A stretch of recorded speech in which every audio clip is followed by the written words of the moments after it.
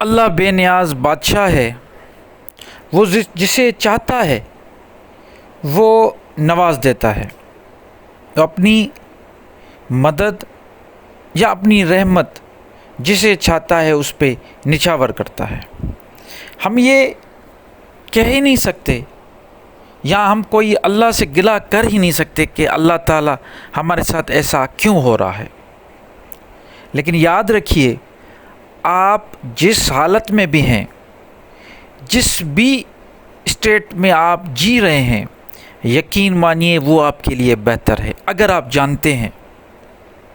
کہتے ہیں کہ شکر اس چیز کا بھی منانا چاہیے جو آپ کے پاس نہیں ہے، کیونکہ ہو سکتا ہے جس چیز کی آپ طلب کر رہے ہیں وہ چیز آپ کو ملے اور نقصان دے۔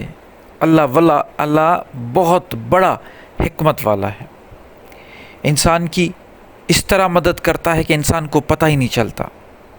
اللہ کی غیبی مدد جب انسان کو ملتی ہے تو وہ دین اور دنیا دونوں میں کامیاب ہو جاتا ہے۔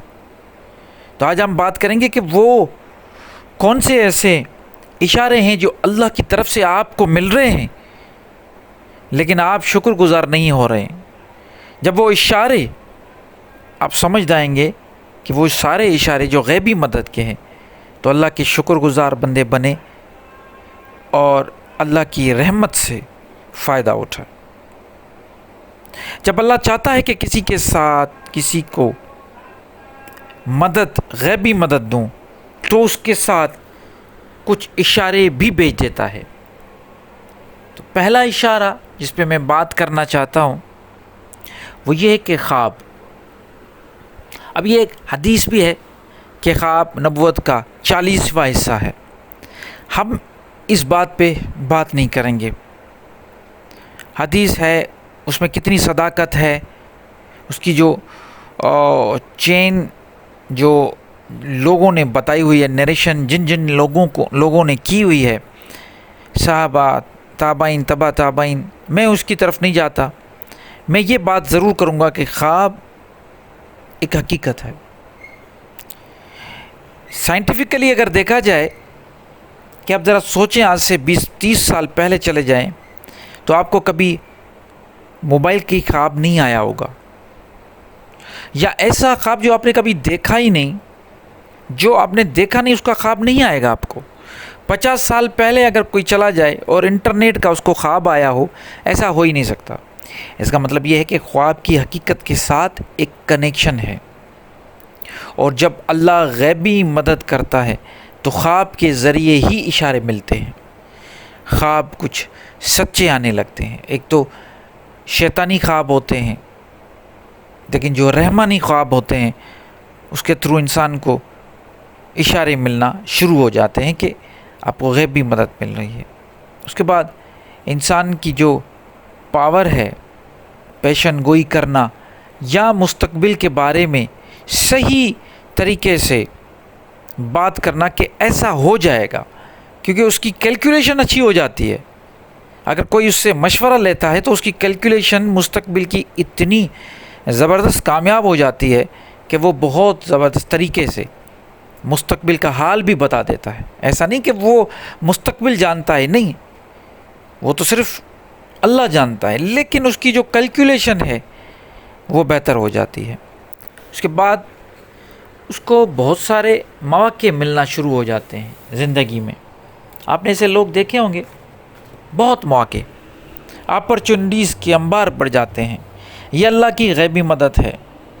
یہاں سے پتہ چلتا ہے کہ اللہ تعالیٰ آپ پہ کتنا مہربان ہے کہ آپ کو ہر روز نیا موقع، نئی اپرچونٹی مل رہی ہے۔ یہ سارے اشارے ہیں، اور ان سب کے اشاروں کا جو آپ کو بدلا دینا ہے وہ اللہ کا شکر اور اللہ کی عبادت سے میرا مطلب ہرگز صرف یہ نہیں کہ آپ نماز روزہ کریں۔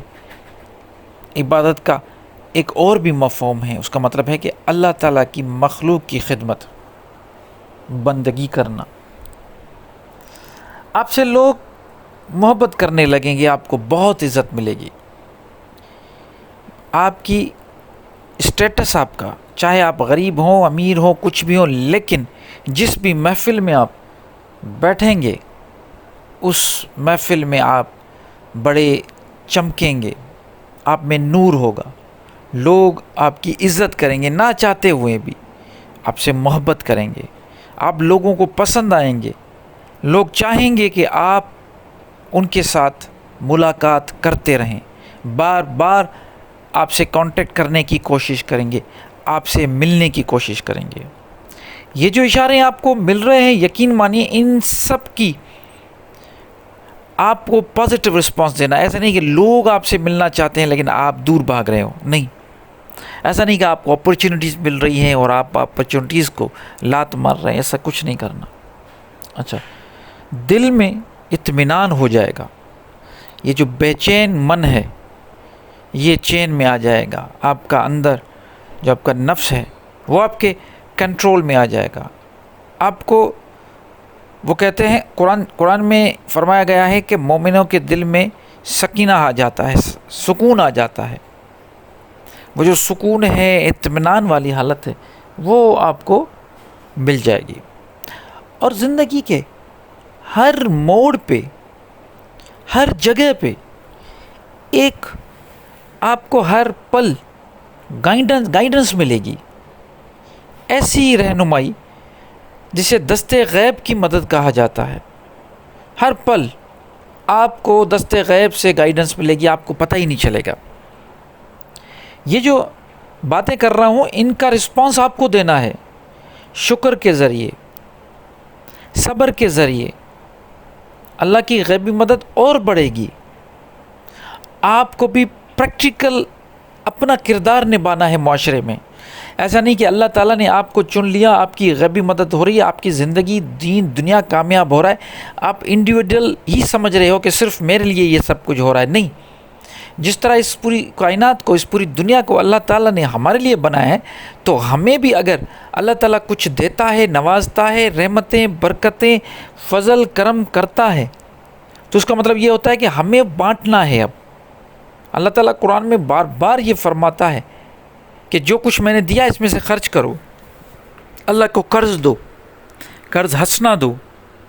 تو ہمیں جب یہ غیبی مدد مل رہی ہے تو ہمیں یہ آگے لے کے جانی ہے۔ ایسا نہیں کہ اپنے پاس رکھ دیں، روک دیں، نہیں، آپ کو بھی اپنا کردار ادا کرنا ہے۔ اصل بات یہی ہے، اللہ تعالیٰ کہتے ہیں کہ دے کر بھی آزماتا ہے، چھین کر بھی آزماتا ہے۔ آپ کو اللہ دے رہا ہے، ہر طریقے سے دے رہا ہے، آپ کو آزما رہا ہے، تو آپ کو بھی اس کا رسپانس اس طرح دینا ہے کہ چیزوں کو، جو کچھ مل رہا ہے اس کو بانٹنا سیکھو، شیئرنگ کرنا سیکھو۔ جتنی آپ شیئرنگ کریں گے اللہ تعالیٰ اور بھی آپ کو نوازے گا۔